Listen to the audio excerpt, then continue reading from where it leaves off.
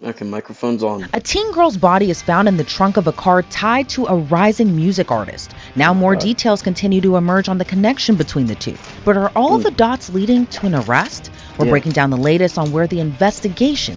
Okay. So this is how singer been missing since April 5th of 2024 at just 13 years old. Celeste's mom told the outlet she got worried learning the news of a body being found in a Tesla because one, the police description matched Celeste, 5'1", weighing about 70 pounds, wavy dark hair, but also a major standout, the letters SH tattooed on her finger, which just so happens to match the exact same tattoo David also has on his index finger. And if that wasn't just merely a coincidence, Celeste's mom also told TMZ her daughter had a boyfriend named David.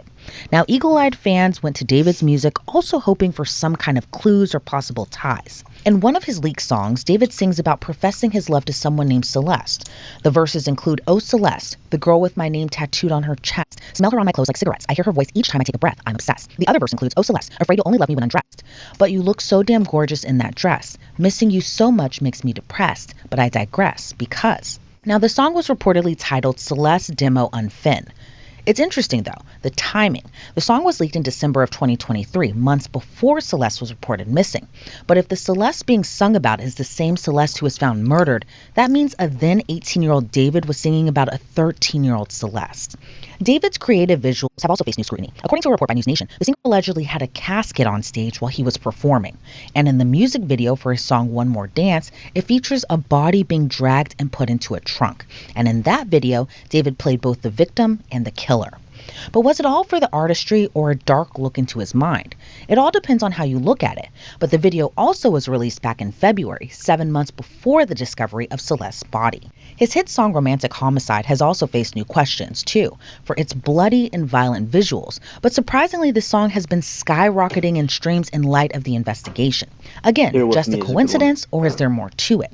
The singer has been facing backlash online, not just for the alleged inappropriate relationship, but also some unusual online activity that has some scratching their heads. Some Redditors noticed David's official subreddit has been locked. According to Fox 11, David is listed as the sole moderator of that account, and some users believe that he's been trying to control a narrative by deleting critical posts about him and the ongoing police investigation.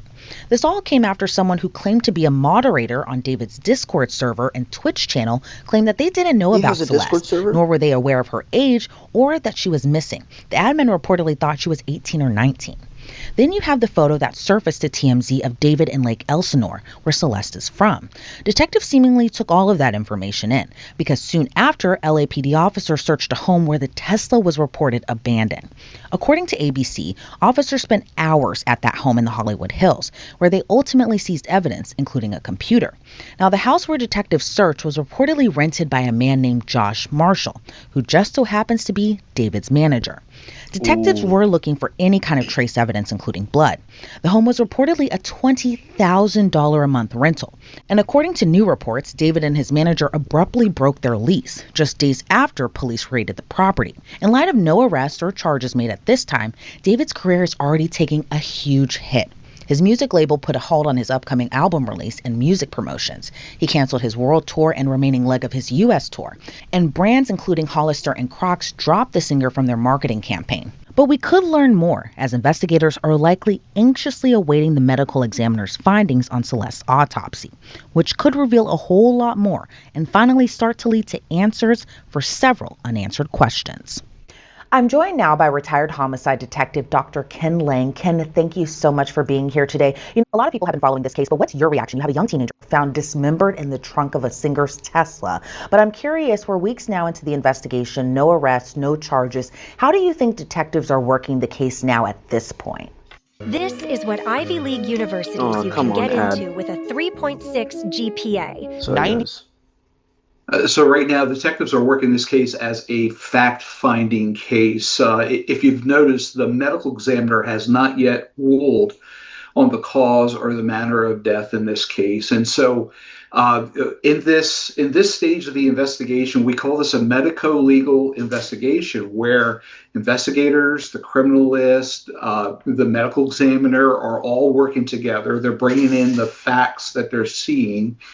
and they're trying to determine what is the cause and manner of death. And so while it's a fact-finding investigation at this point, we also see foul play. Certainly, so Celeste's body is found dismembered. From the publications I'm reading, it appears that only her torso and her head wrapped in plastic were found in the trunk. So then investigators should be looking for a place, a scene where that dismemberment happened, and where are the arms and legs of Celeste. And those pieces of information could become vital because they may show signs or injuries or other information for the medical examiner in helping to determine a cause and manner of death. And it's just horrible, like rethinking about those gruesome details, especially with how young Celeste was. And what do you think is going to be more important? Is it going to be the fact finding, or is it going to be the results of the autopsy report? Both. Well, both are interlinked together and inextricably. And so that the facts that we find and the facts that reveal themselves are going to give that information to the medical examiner to make that determinant for the cause and manner of death. And so in investigations like this, that's paramount, particularly when you're looking to see if there was any criminal activity, and if there was, what exact criminal activity had happened. Because right now, there is the possibility that she could have died of natural causes, say, for example, an overdose. And then people decided we need to remove her body or dispose of her body in a way that doesn't link her to us. Yeah. Or it could be that there's a criminal intent and that the injury was inflicted upon her. And that, again, so those facts that they find from all the examination of the entire body as a whole becomes paramount in making that determination. So I feel like everything that we know right now, we still need to know so much more. But with everything we do know now, Ken, I'm curious to know your thoughts on whether or not all of this is just a really bad coincidence, or does it look like there's enough evidence kind of pointing to the singer David as having something to do with Celeste's murder? And so at this point, I don't know that there is. I don't see enough probable cause to even point to murder yet. Again, the medical examiner is going to have to rule, and without that, a prosecutor is really not going to be able to move forward. Their hands and feet are going to be bound in any criminal pursuit of charges in that way. What was the other part of your question? I'm sorry. Oh, no, of course. I was just going to ask, do you think that we have enough evidence kind of pointing to the singer as being responsible, or do you think that everything just right now is just a really, really bad coincidence? So right now, regarding the evidence, it's as you say, bad coincidence, or it's really circumstantial, if you will.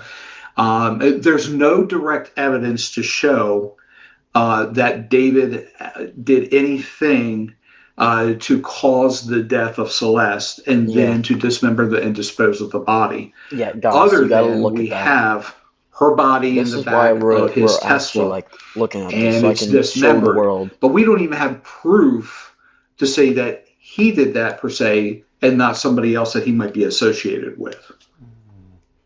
And do you think, with kind of a lot of people having eyes on this case now, in terms of kind of the armchair detectives, or how some people would say internet sleuths or internet vultures, do you think they're helping or hindering the case in terms of maybe just over inundating detectives with information just because they want to get justice for Celeste and also possibly solve a crime? Do you think that those who are just curious about the case, who are just throwing in tips to detectives, do you think that that's helping the case at all in terms of finding new leads possibly? No. So overall, as a detective who's worked homicide investigations, you're very aware of the court of public opinion. Mm-hmm. And the reality is these detectives are not sitting down and really watching too much of the news, the media feed, and all that information as much as they are working the case and filling it out with plugging the holes where they have the gaps of information that they need. That isn't to say that they're not, that someone isn't monitoring the news to see if there is a witness or if there is somebody who is paramount to bringing more information into this investigation. So you may have a bystander, you may have a witness who's been communicating with some of these people who may have brought in a lead to them that becomes important. And so as those leads come in, detectives are going to go through those leads, are going to look at what is the viability of this, how valid is this lead? And often the leads that become important in an investigation will have some sense or a little piece of information that's not commonly known to the public, but is known to the suspects involved and the investigators conducting the investigation. investigation. And so do you think it's a rush to judgment for some fans who are already thinking that David might be a suspect in this or have something to do with this? Because, I mean, when you're talking about just some of the facts that we've learned so far, such as the age difference between the two, the fact that Celeste was found in his car, the fact that the car was found at a home near where he and his manager had rented out this house in the Hollywood Hills, do you think that people, though, are still rushing too much to judgment, thinking that he had something to do with this murder or this homicide investigation? These boots are made for adventures in the wild and for surviving the hard work. Buy them now. I think that the people aren't necessarily rushing to judgment as much as they're letting their suspicion be aroused, much like a detective would in the investigation. And so, information's coming out in this case where she may not have necessarily conveyed that she was a runaway, or may not have conveyed what her age was. And, in the criminal world, or when they're involved in those kinds of activities where age, such as sexual activity, and age are primary elements, depending on what crime you're looking at. That becomes important. That becomes a flag or a signal for us to start looking at. Did they know? Didn't they know? But just because they didn't know doesn't mean that that's an excuse that excludes them or prevents them from being convicted of a crime. And so, with this, the information coming in. As it's arousing the suspicion, detectives think about those things. We think about, could have sexual misconduct occurred here? Was it consensual? Was it not consensual? What does this look like? What information are we seeing as far as tangible evidence that we're getting? So, for example, do we have text messages or communications between different individuals? What's the content of that? Does that lead us to look more in one direction or to look more in another direction? So, Dr. Ling, I'm curious what your thoughts are on a possible criminal profile attached to somebody who might have been involved in this. I'm not necessarily talking about David or the singer, but if somebody was behind the murder of Celeste Rivas, what would their criminal profile possibly look like? Oh, so that's a good question. I don't know that I could really answer that because I don't necessarily have the psych background for that. But what would a suspect look like? And so, let's take the facts of the case as we know them now. That is, her body was found badly decomposed. It's just the torso, the head. She's been mutilated. Obviously, this is somebody who did not want investigators, one, to find the body, and was successful for some time for her body to decompose over a period of time. And two, once found, didn't want her to be identified. So there seems to be a nexus to some connection with her. She is a young, attractive woman, and certainly a possible involvement in a relationship, whether consensual or not, is important to look at too with regards to that profile of the suspect. There's information that came out in some of the publications that there was a young lady in one of David's videos that looks like Celeste, but they didn't sound like they could give a positive identification to that.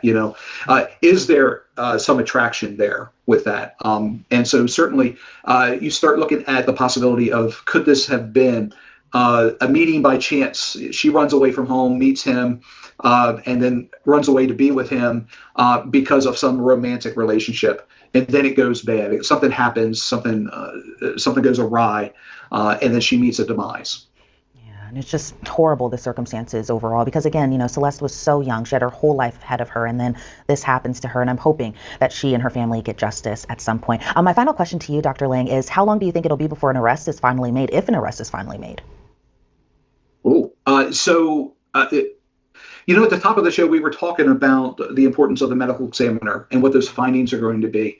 It was always my experience that it would take about 10 weeks from the day of autopsy before an autopsy report would be issued. Mm-hmm. Currently, the medical examiner's office has deferred her findings. They're waiting for toxicology to come back, and they're also waiting on if there's any further evidence that is relevant to that determination of cause and manner of death. And so I would certainly say a few more months before we have all that information and better know and understand. And then if there is information revealed that there is foul play, that there are injuries that would have caused the death, and then this is ruled a homicide, then at that point, investigators are going to have to link that injury to the actual suspect. And so how long that takes, well, that's going to depend on how many interviews they've conducted, what information they've learned from those interviews, and again, what other tangible information they have that's external from those interviews, such as messaging and emails, phone calls, text messages, all internet searches, so on and so forth. And I guess we'll see once all of that comes to fruition. Again, Dr. Ken Lang, I want to thank you so much for your time and your insight into this case. I really appreciate it. And I think that's all for me to say. That it's gonna be a while. It's gonna stay a while. And I just wanted to say, I hope David did not commit it. Because, like, if he did, I don't think I could ever forgive him. Like, I don't think that, like, I would ever listen to his music again. It's very hard and complicated. So, viewers, tell me what you think down below. Please. I need to know.